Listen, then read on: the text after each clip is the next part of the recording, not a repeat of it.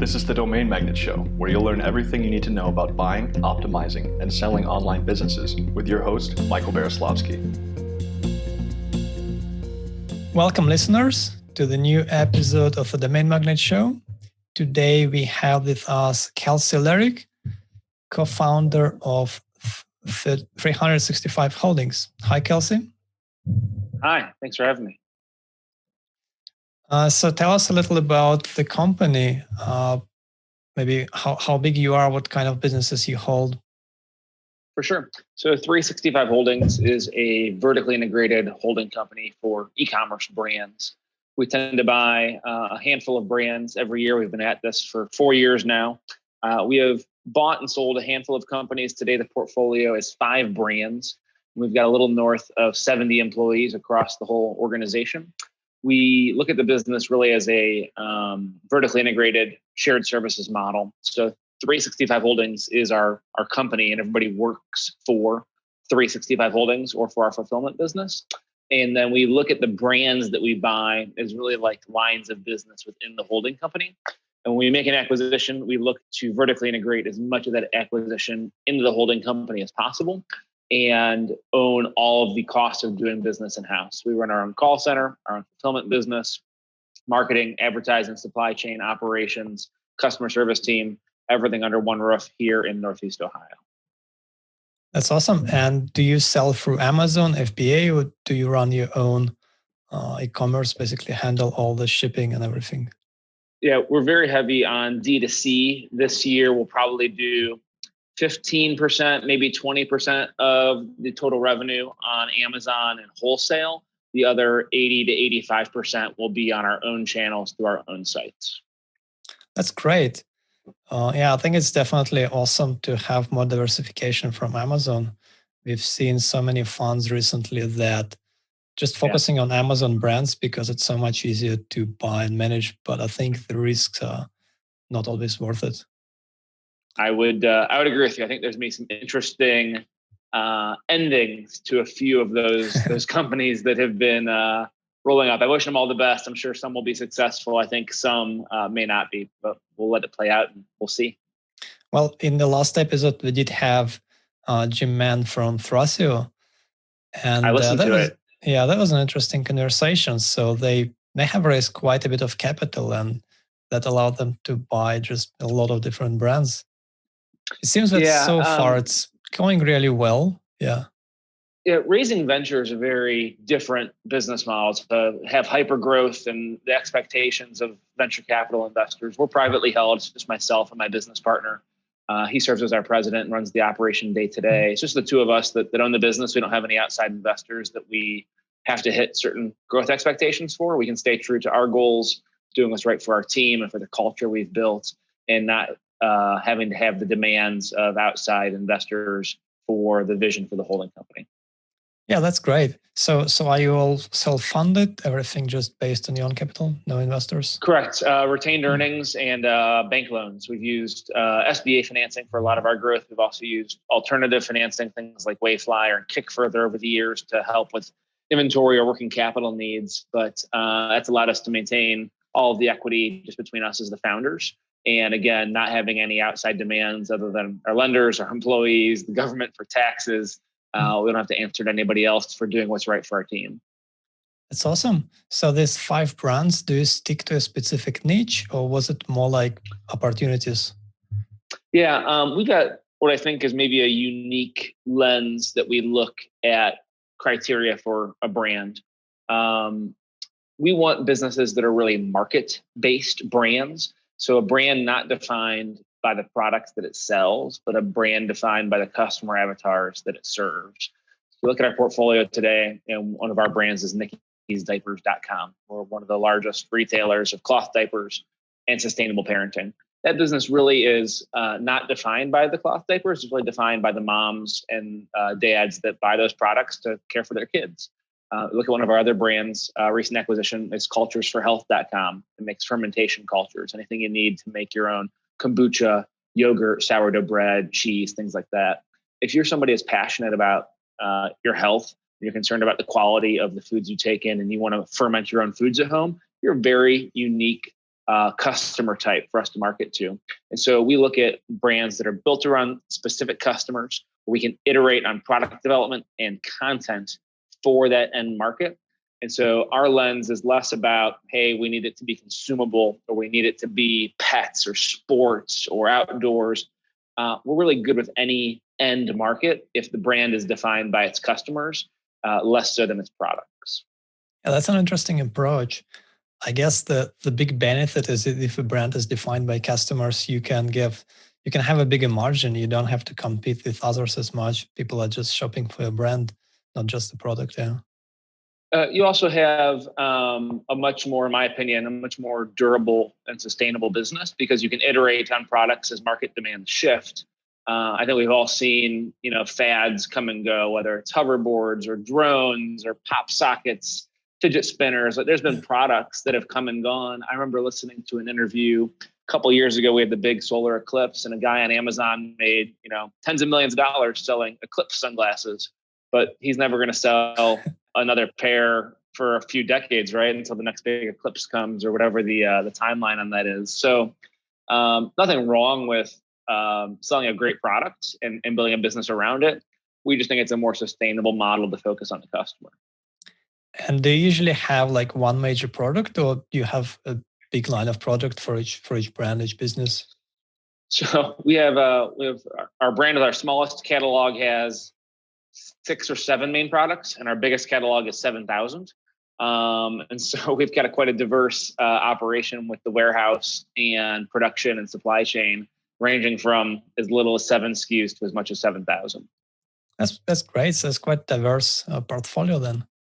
And Very in terms much of traffic sources, what do you mainly focus on? So again, each business kind of has its own traffic channels. Some are heavy on affiliate. Others are heavy on Facebook or Google search. Some are heavy on Google Shopping. We try to do as much owned media as we can with email, text message, Facebook groups, just general brand awareness. But for customer acquisition off of our platforms, we're really as diversified, I think, as we can be between affiliate, paid social, paid search, and other channels. That's awesome. And so where do you find your deals? Much like everybody else that's in the market, we're subscribed to most of the brokers and public listings. I think maybe if there's a secret sauce that we've had, it's that I very much cast a very wide net through some non-traditional sources. So we've found deals on BizBuySell, which is typically associated with laundromats and pizza shops and truck businesses, but I found e-commerce listings there. We've also closed a transaction through Axial, which is a lower middle market network. And so, yes, we're on the list for Quiet Light and FE International and Website Closers and all those kind of big names in the online business space. But we're also looking at lower middle market and Main Street brokerages and staying on their radar as well, because they often have e-commerce type products and listings of businesses that are a good fit for us. Yeah, it's kind of the same for us. We are not in e-commerce, but we do buy content and SaaS businesses. And while we also look at all the brokers, all the marketplaces, the best deals are usually coming from those other sources that other buyers just don't look at. For sure. Some of the best values I think that we've had for ourselves in a non-competitive acquisition is kind of a mismatch between the quality of the broker and the quality of the deal, and how they weren't maybe the right broker for the deal, but we were able to find it and close it without a whole lot of broker assistance, perhaps. We certainly had transactions where the broker was very helpful and value add. We've had transactions where the broker, once they set up the initial phone call, I did all the rest of the work. And sometimes that's okay too. Yeah, and what size of businesses were you targeting to buy? What ranges? Yeah, so today I'll look at anything with revenue between 1 and 10, 12, 15 million at the top end. Generally speaking, we need an acquisition to have at least 500,000 of cash flow for it to be a viable subsidiary business here at the Holdco. And what's the typical price range that you pay? I think that all e-commerce businesses at the end of the day, if they're truly a sustainable going concern, small business, e-commerce operator are going to trade for 3 to 5 times earnings. All right. Yeah. So that's reasonably like close to market. So I mean, like you're not looking for deals that would be below market or above. So you mostly focus on the fundamentals, on a good fit.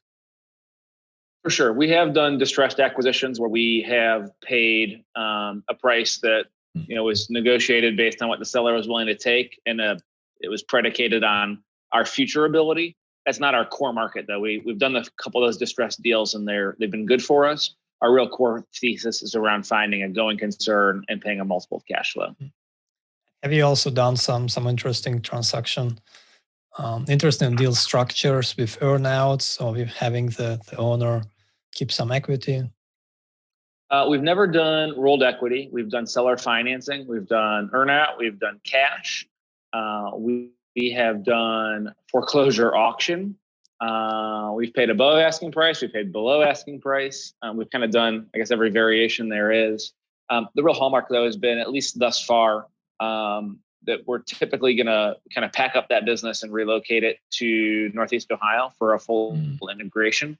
We've got one recent exception to that where we closed an acquisition this year that also included us taking on an existing team and facility. It's the first time we've done that. We'll see how that plays out through time for us. So you mentioned 70 employees. Are they local? Are all of them in Ohio? Mostly. Yeah. So we have one in New York, one in California, and a handful of folks on the team that are in North Carolina. But our real focus is on in-office full-time. We have some folks that work remote still, but by and large, we are an in-office centric organization. So are all your employees based in US? Oh yeah, I'm sitting in the office right now. It's 9,000 square feet in Akron, Ohio. I'm looking out my office door, and people are sitting at their desks working. Well, it's these days it's surprisingly unusual to see a company that's doing like online businesses with no remote employees. Remote meaning outside the US. We've seen so many e-commerce companies with their fulfillment centers and most of their stuff in the Philippines and other Asian countries. So it's interesting that all your stuff in US. Yeah, we're very in-office centric. So most folks are here 4 or 5 days a week, including the warehouse and fulfillment team that's here every day picking and packing the orders. Yeah, that's great. And so you started 4 years ago. Tell us a little bit about your background. What did you used to do before that? Yeah, so my business partner and I have been working together for about a decade, but our venture into e-commerce was just 4 years ago. Before that, we had a handful of other small businesses. We had a payment processing company. We had a timekeeping business that sold time clocks and timekeeping software. And we had a variety of other kind of small businesses that we had bought and sold throughout the years. Our first e-commerce business kind of set up the platform for what 365 Holdings is today. And we've since divested of any of those other kind of outside service businesses that we had acquired over the years. That's great. So now the 365 Holdings is your main focus. Correct. Yeah. Yep. Right. And what's the goal? What's the plan for the next 2 years for the company? Yeah. So 365 is designed to be durable capital or permanent capital model. So we buy brands with no specific intention of selling them. We want to hold them for decades, as long as we can. If it makes sense to divest of a brand, we can, but the real intention of acquiring one is to be the permanent home for that brand for the long haul. So the vision is to build the organization, build the team, and make 365 a durable and kind of lasting business that will be here for decades to come with many, many great consumer brands inside of it. Do you plan to stay independent and not take any investments, or just flexible? That's the goal. Awesome. So I want to ask you a little bit more details about the way you manage businesses and maybe some advices you have based on the lessons you've learned. What is something that you've learned in the past few years managing e-commerce businesses, something that maybe not so obvious to people? Yeah, so we have a vertically integrated model. And so we really embrace taking on as much responsibility for the business as we possibly can. We use no outsourcers, no agencies, no consultants, no contractors. Every business process that needs to happen happens on our P&L. We don't use outsourced call centers. We don't use outsourced fulfillment. We don't use outsourced customer service. We have some manufacturers that are, of course, outsourced because we can't produce all the products. But when it comes to running the business, all the responsibilities are in-house. There's no ad agency that's responsible for hitting our revenue goal. Our marketing team is responsible for hitting our revenue goal. So I think we've kind of discovered for ourselves that owning all of those resources in-house is really valuable because we can spread those resources across our portfolio of brands through a shared services model. But for us, we've just found that owning all the responsibilities as opposed to outsourcing has been really, really powerful for us to scale up quickly and invest in a high quality team instead of depending on outside services. Yeah, so to be vertically integrated, you have to have a really high quality team. What has been your process of finding the best people? How do you do that? Yeah, we've been recruiting for primarily culture fit and then training for skill set as needed.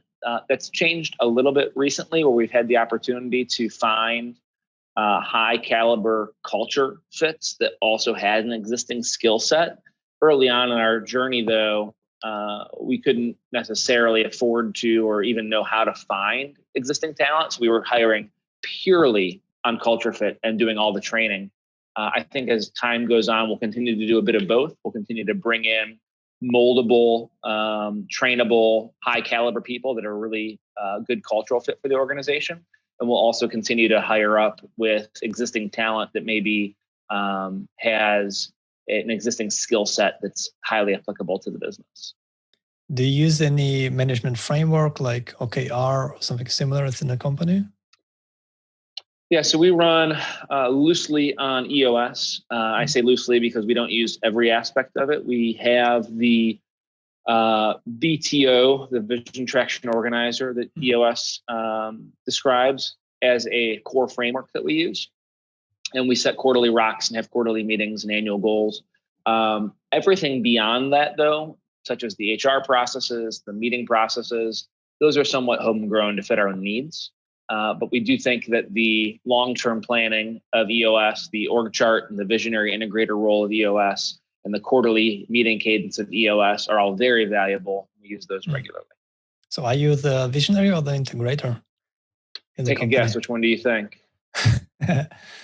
I'm not that familiar with the terms, so I'd have to refresh it first. But if I had to guess, I'm guessing visionary. Is that right? Correct. So that role is kind of the outside face of the business, the big relationships, strategy, any type of kind of big ideas typically generate there, as opposed to the integrator really working on day-to-day execution, detail orientation, managing the P&L. And my business partner, Justin, does a great job at all those things. So we kind of divided and conquered those roles, where I'm worried about 6 months out, 2 years out, 3 years out, and that long-term track we're on. And he's worried about making sure the team is doing what we need to do today to hit our financial goals and our operating metrics. That's awesome.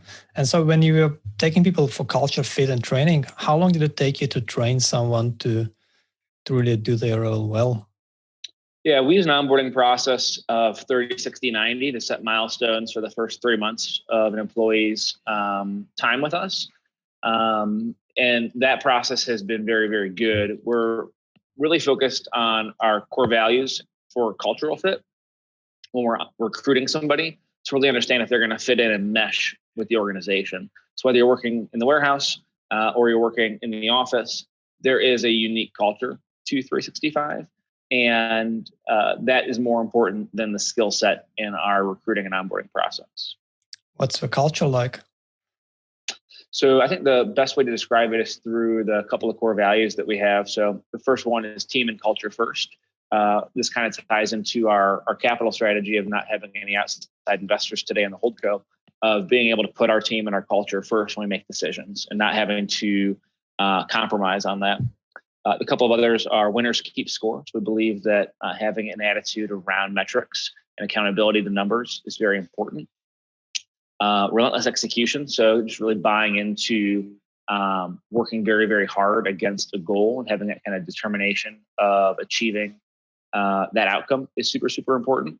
And then last but not least is EQ over IQ. So we obviously need to hire very smart people, but emotional intelligence and self-awareness are what allow top performers to have great relationships at work. And that kind of puts a bow around that team and culture first value that we kind of bookend the performance aspects of winners keeping score and relentless execution around the cultural aspects of team and culture first and EQ over IQ, so that we have kind of a complete and balanced view of what's important in the culture of the organization.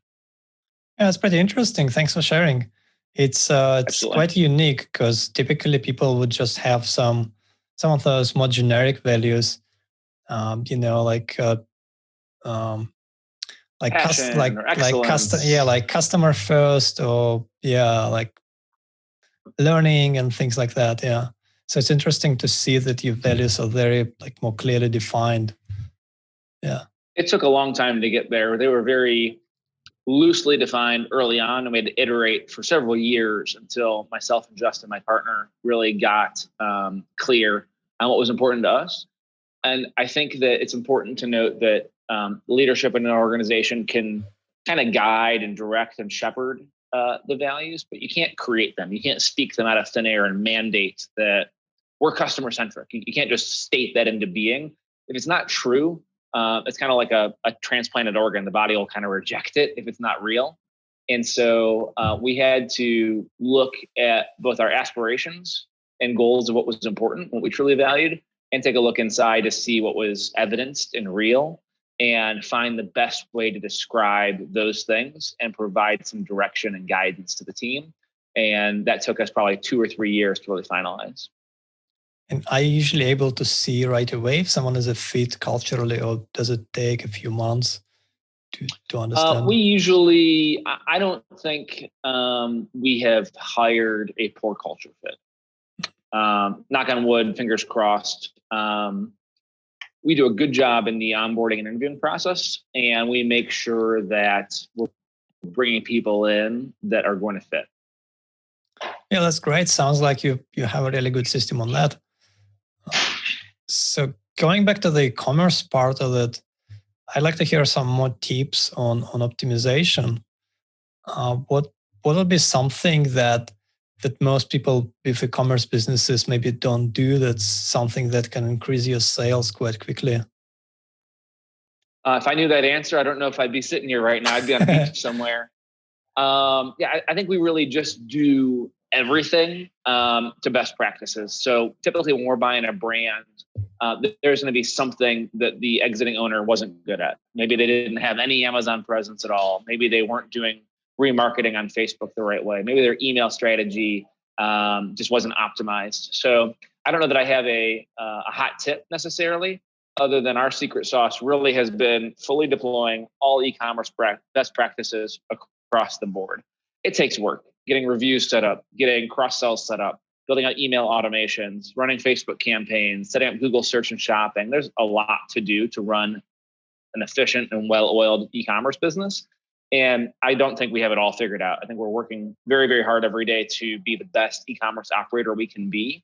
I do think because of our size and scope and experience, we have some competitive advantage there, but there's always some low-hanging fruit when we take over a brand. It could be as simple as syncing the Google campaigns on Google Ads over to the Bing Ads Manager and letting those winning campaigns perform there. Is that going to drastically change the trajectory of a business? No, probably not. It's a small little additional piece of revenue. But when you start to do strategies like that over and over and over and over again, it does add up to being a higher quality business that's going to grow faster. Yeah, fair enough. So do you have like a core area where your team is the best, like email or paid traffic, or do you just focus on getting good at everything? So because of the orientation towards market-based brands, we tend to do a lot of avatar-based video advertising. And so we're really good with our creative team at building out ad funnels around understanding a customer, understanding their aspirations and goals, maybe their pains and fears, and building funnels for customer acquisition around those customer archetypes. Sounds good. And so for people who are looking to buy their first e-commerce business, and there are quite a few listeners who are looking to make a first acquisition with an SBA loan or just own capital, what is some advice you'd give them? I would recommend, looking at a lot of deals. It certainly took us some time to flesh out our kind of thesis and take on the world. I don't know that my criteria should be anybody else's. Mine work for me. And I know many other successful e-commerce operators that have a very different view on what a good acquisition is. I really think that people should just look at a lot of deals, talk to a lot of lenders, talk to a lot of other operators, and really network in the space to come up with their own well-informed opinion of what's a good investment for them. Because honestly, different people have different aspirations, different goals, different resources, and one business isn't always right for different people. I just think looking at a lot of transactions is a great way to come to a more well-informed opinion of a good decision for yourself. That's a good point. I get hundreds of teasers in my email every day. I sign dozens of NDAs every week, and I pass on the vast majority of deals. We close 1 or 2 a year. The more I look at, the more I think about what's important to me. And I don't waste a broker's time or lead a seller on in any way. But I do think that getting reps in and getting the experience of reviewing financials and understanding the strategy of these businesses is very important. So how many deals do you look at before you buy one on average? I would guess that I have a pretty average funnel of thousands of teasers to hundreds of SIMs to a dozen or less LOIs to 1 or 2 that close. Yeah, seems about right. Yep. It's a numbers game. If somebody wants to go out and do this, it's a full-time job. My main focus these days is on strategy and M&A. It's a full-time career. Sounds good. Do you have any other services, anything new that you're launching that might be interesting for our listeners? Yeah, for sure. We just put out a program we're calling our EIR program, Entrepreneur in Residence. This is definitely not for everybody, but it's something interesting that we're going to try. An Entrepreneur in Residence is a full-time employee that works here on site in an entry-level role. You work in operations, accounting, marketing, but you're working a job here at 365. In addition to that, you're also searching for a business to buy. And we have a set of trainings for our team. We have kind of career training, things like Google Analytics, conversion rate optimization, Google Sheets, general kind of career nuts and bolts. We also have a leadership development program. The entrepreneurs in residence participate in both of those things. And they also participate in one-on-one coaching and training with our leadership team around finding deals, underwriting deals, building an investment thesis, and actually closing on transactions. So the vision for that program is an EIR is going to work here for 6, 12, 18, maybe longer, 24 months. And their goal is, in addition to working 40 hours every week or more at 365, they're also putting in 10, 20, 30 hours finding a company to buy. And if they're a high quality acquirer, then when they leave here to go buy that business, we will co-invest with them in that new venture. So that's a different model than us buying a company, which has been our business model so far. But I think we've really attracted a high quality talent base that wants to be part of what we're doing here. And a lot of these employees that we're finding that like our business have entrepreneurial aspirations. And so to the extent that they're going to be successful in being an entrepreneur, we want to help back them and let them grow into that. Later this year, we'll likely launch a co-invest model as well. But right now, our main focus is our wholly owned subsidiaries and building out this entrepreneur in residence model. That's pretty interesting. So people can come, work for you, learn everything, and then also buy their own business and manage it and even have you co-invest with them. That's perfect. Correct. Yeah.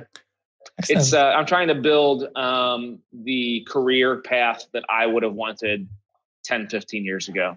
How do I find somebody that has the career aspirations that make for a high quality performer. I think the best way to look at that is to look at the leadership of the company and look at what would attract us as founders to our own company and reverse engineer that into a career path for those that are 10 or 15 years behind us. Well, thank you, Kelcey. That was a pleasure to talk to you. How can people reach out to you or follow you online? Yeah, I'm active on Twitter, which I'm easy to find if you can spell my name. And on our website, we have an email opt-in. We don't send very much content, but when we have things to announce, such as co-invest opportunities, interesting articles, or big announcements, you can subscribe to our email newsletter there. That's 365-holdings.com. And again, I'm easy to find on social, most active on Twitter, but also on LinkedIn. Well, thanks. Good to chat. Till next time. Thanks for having me. Great to meet you. Domain Magnate is a leader in buying and selling online businesses with a proven track record of expertise gained from over 300 deals since 2004. To learn more about how we can help you acquire or exit a profitable online business today, head over to domainmagnate.com for more details.